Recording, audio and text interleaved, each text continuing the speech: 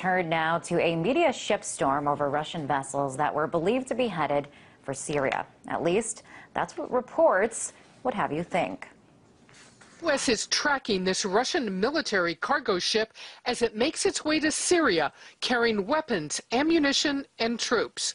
These attack helicopters that are now off the coast of the United Kingdom, coming from Russia and headed to Syria, but they're held there right now. It almost reminds me, you know, of sort of a Cuban Missile Crisis kind of moment. Major combat elements, Larry. I'm told Air Assault Division, Combined Arms Division, the Marines from the Black Sea Fleet are on their way to Syria right now.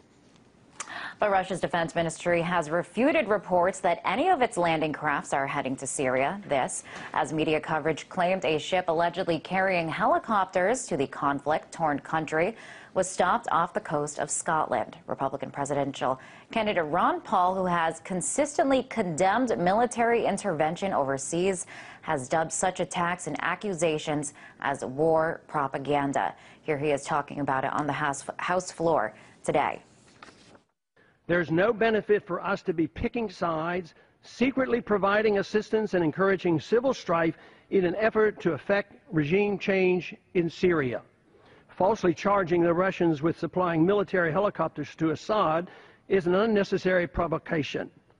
Falsely blaming the Assad government for a so-called massacre perpetrated by a violent warring faction, rebel faction, is nothing more than war propaganda.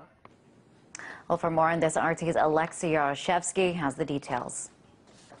A Russian ship allegedly bound for Syria named Alouette was stopped at the coast of Scotland by the request of the British government. Its insurance was cancelled, and despite that this has not been confirmed nor by the Russian Defense Ministry nor by anyone else, the Western media have already came up with allegations and headlines that this ship was carrying helicopters to Syria to aid Assad's regime in the conflict zone. Now, definitely this is not the first time that the Western media has come up with such allegations, because we've heard about 2 Russian ships of the Black Sea Fleet which are ready to sail towards Syria. Now, CNN and NBC and many other stations came up with their reports last week, believing that these ships were already on their way to Syria, and thus creating many concerns in the West, especially that Russia would be aiding Assad's regime in the conflict. Now, Russia has been firmly denying all such accusations, saying that it's not been taking any sides,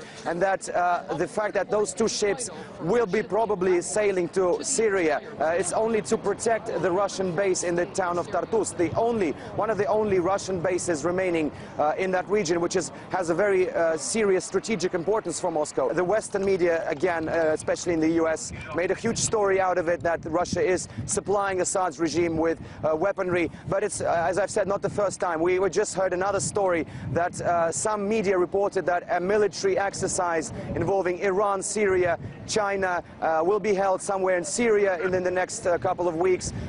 These reports were also turned into mass hysteria by the media, saying that Russia is playing a dangerous game in the Syrian backyard. But this also has already been denounced by the Russian Defense Ministry, which said that no such games are possible in a conflict zone, which Syria certainly is at the moment. So this is definitely an all-out information war, not something we are completely not used to.